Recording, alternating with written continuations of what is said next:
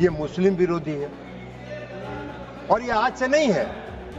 जब ये वक्फ संशोधन विधेयक इस सदन में पेश हुआ था, जेपीसी में जाने के पहले, तब से ये नैरेटिव बनाने का प्रयास किया जा रहा है पूरे देश में, और पूरे देश का माहौल खराब किया जा रहा है। हो, पुरुष हो, गरीब हो, अमीर हो, पिछड़े हो, अति पिछड़े हो, सभी वर्ग के लोगों के साथ न्याय करे, जो नहीं हो रहा है।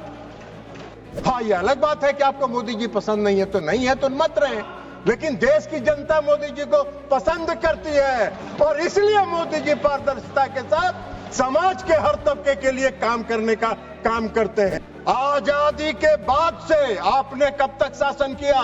कांग्रेस पार्टी ने बिहार में कब तक शासन किया? आजादी के बाद से नीतीश कुमार जी ने 20 वर्षों में मुसलमानों के हक में जो काम किया, आजादी के बाद से आज तक नहीं हुआ। क्या उसके बाद आप बताइए, महिला सशक्तिकरण की बात करते हैं, बड़ा चिल्लाते हैं महिला सशक्तिकरण के लिए कि महिलाओं को सशक्त करना है, कांग्रेस पार्टी महिलाओं को सशक्त करती है। अरे कहां महिलाओं को? मुसलमान समुदाय में महिला नहीं है क्या? मुसलमान समुदाय में महिला नहीं है? आज अगर मुस्लिम समुदाय के महिलाओं को वक्फ के साथ जोड़ा जा रहा है, आपको क्यों विरोध हो रहा है? मुस्लिम समाज के महिलाओं को भी सशक्तिकरण का हक है, उनके सशक्तिकरण का भी काम प्रधानमंत्री नरेंद्र मोदी जी की सरकार ने किया। सभापति महोदय, वक्फ संशोधन विधेयक 2025 पर चर्चा हो रही है, और चर्चा के प्रारंभ से ही ऐसा माहौल बनाने का प्रयास किया जा रहा है कि जैसे यह कोई वक्फ संशोधन विधेयक जो है ये मुस्लिम विरोधी है। और ये आज से नहीं है। जब ये वक्फ संशोधन विधेयक इस सदन में पेश हुआ था, जेपीसी में जाने के पहले, तब से ये नैरेटिव बनाने का प्रयास किया जा रहा है पूरे देश में, और पूरे देश का माहौल खराब किया जा रहा है, यह बता के कि यह मुसलमान विरोधी है। कहीं से ये मुसलमान विरोधी नहीं है, कहीं से मुसलमान विरोधी नहीं है। क्या है वक्फ? वक्फ कोई मुस्लिम संस्था है क्या? वक्फ एक तरह का ट्रस्ट है, जो ट्रस्ट मुसलमानों के हक में काम करने के लिए बनाया जाता है। मुस्लिम कोई धार्मिक संस्था नहीं है वक्फ।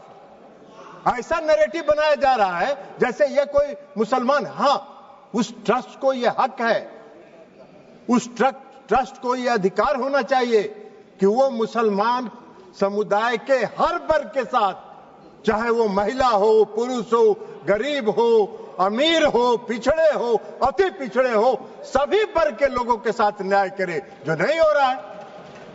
क्या है वक्फ?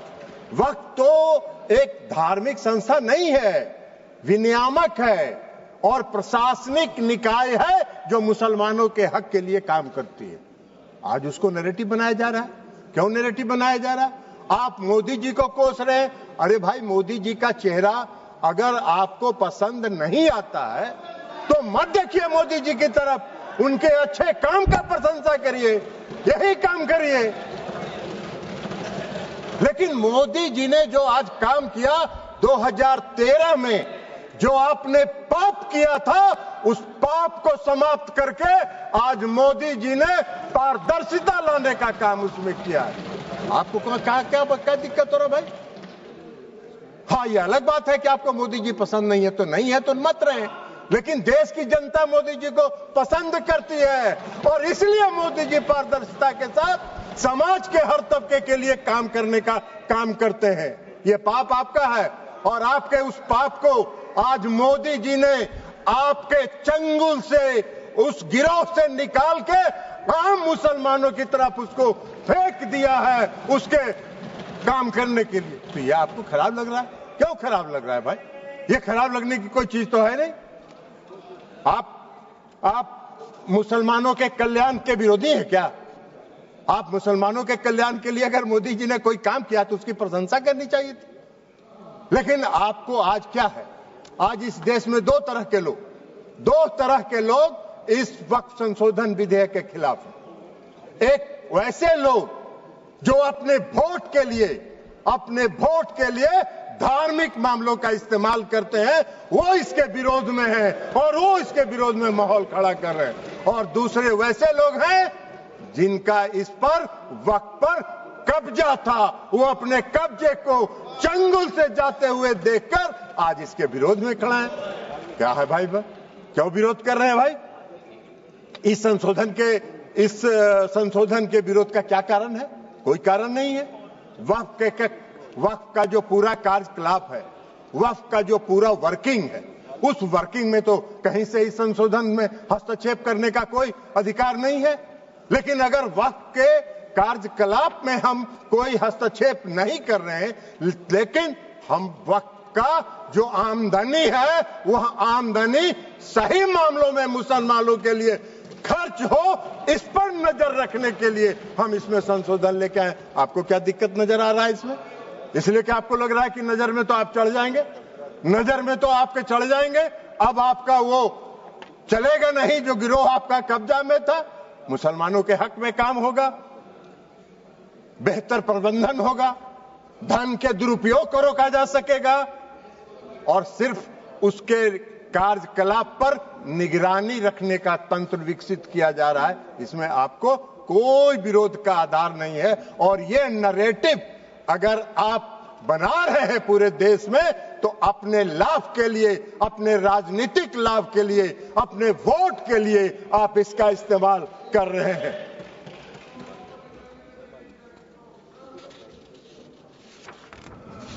सभापति महोदया, इस संशोधन से क्या होगा? इस संशोधन से सबसे बड़ा फायदा क्या है?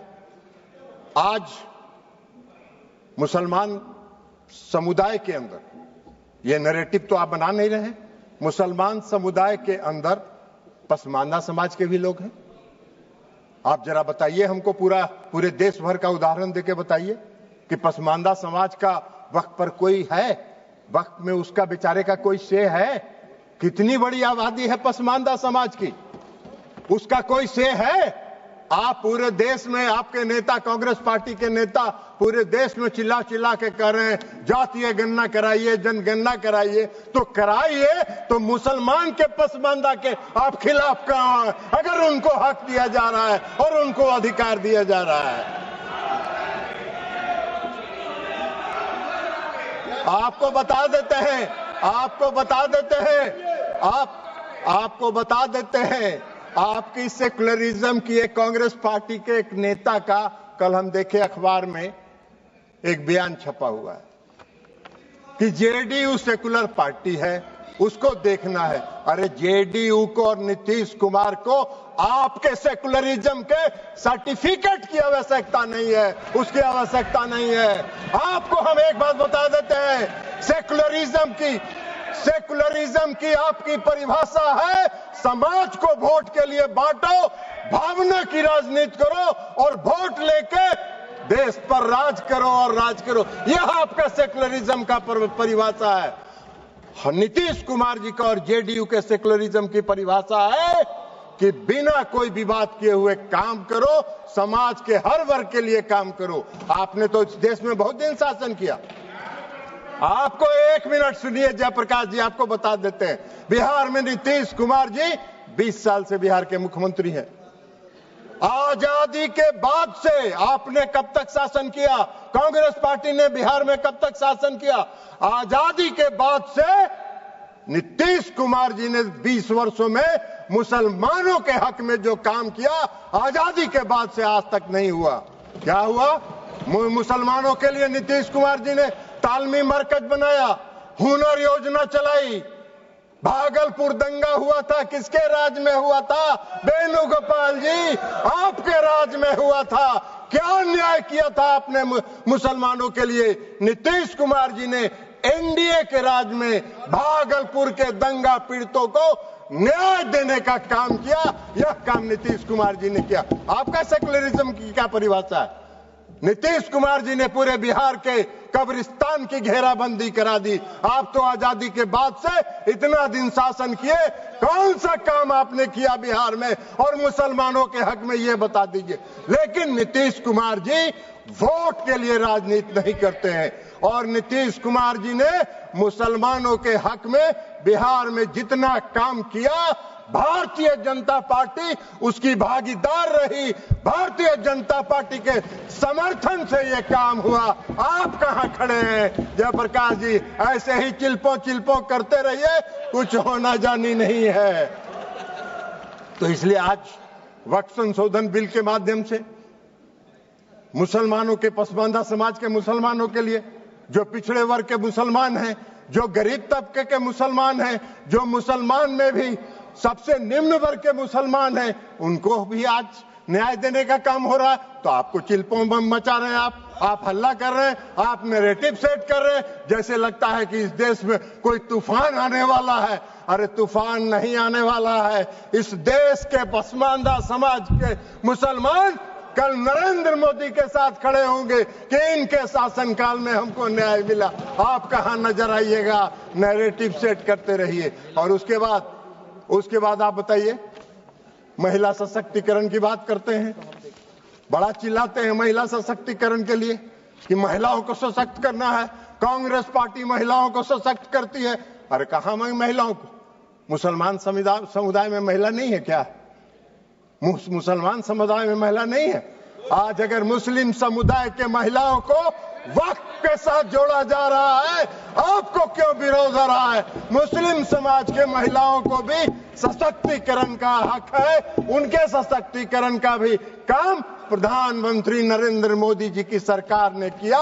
इस वक्फ संशोधन विधेयक के माध्यम से आपका नैरेटिव सेट कर रहे हैं पूरे देश में, जैसे लगता है मोदी जी मुस्लिम विरोधी हैं। मोदी जी पारदर्शी, मोदी जी सेकुलरिज्म, जिस तरह नीतीश कुमार जी ने बिहार में सेकुलरिज्म स्थापित किया, प्रधानमंत्री नरेंद्र मोदी जी भी पूरे देश में सेकुलरिज्म को लेकर आगे चल रहे हैं। समाज के हर तबके के साथ, समाज के हर वर्ग के साथ, देश के हर राज्य के साथ एक साथ काम करके उसको विकसित करने का काम कर रहे हैं, इसलिए कि उनका विजन, उनकी सोच व्यापक है। वो विकसित देश बनाना चाहते हैं, आत्मनिर्भर भारत बनाना चाहते हैं। आप देश को संकुचित रखना चाहते हैं, देश को बांट के वोट के लिए धर्म के आधार पर वोट को बांटना चाहते हैं, जो आपका चलने वाला नहीं है। अभी चर्चा हो रही थी, बहुत लोगों ने कहा इस संशोधन के माध्यम से डीएम को अधिकार क्यों दे दिया गया। बहुत लोगों ने सिविल प्रोसीजर कोड तक की बात करी, हमको हंसी आ रही थी। सीपीसी से क्या लेना देना है? गाय का सील भैंस में, भैंस का सील सिंह जो है गाय में लगा रहे हैं। अरे भाई, इस देश में रेवेन्यू के रिकॉर्ड्स का कस्टोडियन कौन होता है? इस देश में रेवेन्यू के रिकॉर्ड्स का कस्टोडियन डिस्ट्रिक्ट मजिस्ट्रेट होता है, और डिस्ट्रिक्ट मजिस्ट्रेट को अगर यह अधिकार दिया गया था, कोई गलत नहीं था, लेकिन फिर भी आपने उसका विरोध किया।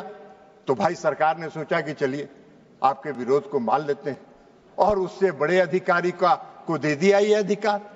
लेकिन रेवेन्यू के रिकॉर्ड्स का कस्टोडियन जिलाधिकारी होता है। आपका अगर झगड़ा होगा, मेरी संपत्ति का अगर झगड़ा होगा, वेणुगोपाल जी आपकी संपत्ति का किसी से झगड़ा होगा, तो कहां जाते हैं आप? खतियान देखने के पास? किसके पास जाते हैं? वही डिस्ट्रिक्ट मजिस्ट्रेट के यहां, वही डिस्ट्रिक्ट मजिस्ट्रेट की अदालत में जाते हैं। एक आम मुसलमान भी आज की तारीख में, आम नागरिक अगर मुसलमान का है और उसकी व्यक्तिगत संपत्ति पर कोई विवाद होता है, तो वो जाता है डिस्ट्रिक्ट मजिस्ट्रेट के यहाँ, और वहीं से उसको न्याय मिलता है। तो आम मुसलमान डिस्ट्रिक्ट मजिस्ट्रेट के दफ्तर में जाएंगे, उनको न्याय मिलेगा। अब वक्फ को नहीं जाना है, इसलिए कि वक्फ की जमींदारी है। पूरे वक्फ की संपत्ति पर उसको समाप्त करने का काम पारदर्शिता लाने का काम नरेंद्र मोदी की सरकार ने किया है। इसका स्वागत करना चाहिए, इसका विरोध नहीं होना चाहिए। अब आप कह रहे हैं कि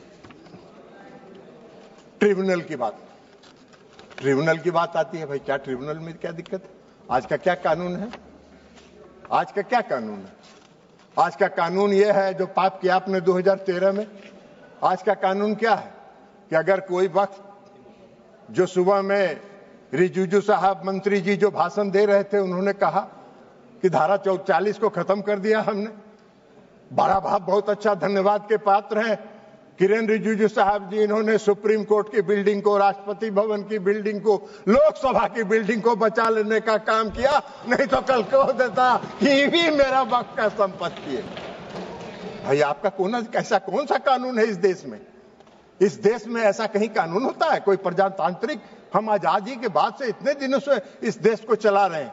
कौन सा इस देश में ऐसा कानून है कि वक्फ ने जिस पर रख दिया हाथ, वक्फ की संपत्ति हो गई?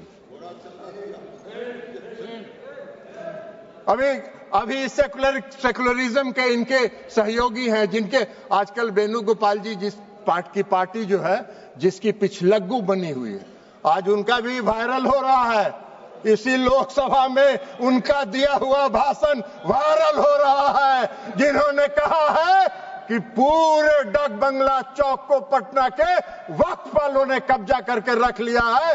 सख्त कानून बनना चाहिए और उन लोगों को विदा करना चाहिए। तो यही तो आपका है, यही आपका है, वायरल है। जरा बाहर निकल के वेणुगोपाल जी देख लीजिए, नहीं हो तो बोलिएगा हम भेज देंगे, मेरे पास भी है, हम भी भेज देंगे आपको, देख लीजिएगा। तो आप वक्फ की संपत्ति में तो अगर आज समाप्त कर दिया उस धारा को, तो बड़ा बढ़िया काम किया। हम धन्यवाद देते हैं रिजिजू साहब के, जिन्होंने इस देश को बचा लिया और इस देश के कई लोगों को इस शिकंजे में फंसने से बचा लेने का काम इन्होंने किया है। इसलिए हम उनको धन्यवाद देते हैं। अब ट्रिब्यूनल की बात है। ट्रिब्यूनल का क्या था भाई? कल इस कानून के तहत ट्रिब्यूनल में जाइए, ट्रिब्यूनल में जाके आप साबित करिए कि वक्फ का संपत्ति नहीं है, ये मेरा संपत्ति है।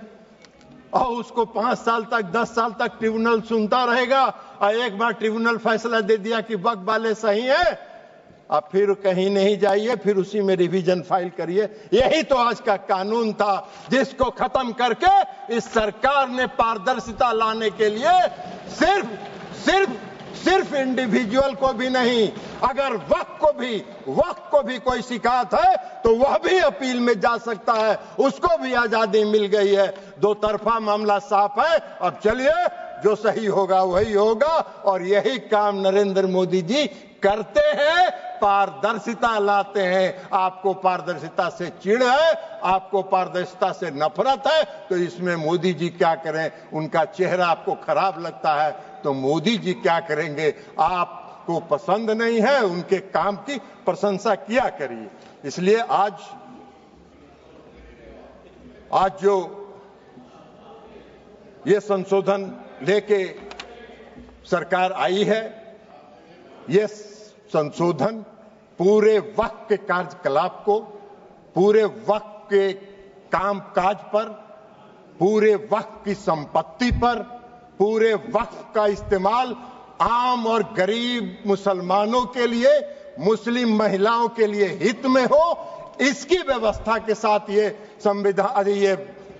संशोधन विधेयक आया है। हमारी पार्टी जनता दल यूनाइटेड इसका पूर्ण समर्थन करती है, पारदर्शिता का समर्थन करती है, और पारदर्शिता को लाने के लिए हम आदरणीय प्रधानमंत्री नरेंद्र मोदी जी का धन्यवाद करते हैं। अल्पसंख्यक कल्याण मंत्री किरेन रिजिजू साहब का धन्यवाद करते हैं और अपनी बात समाप्त करते हैं।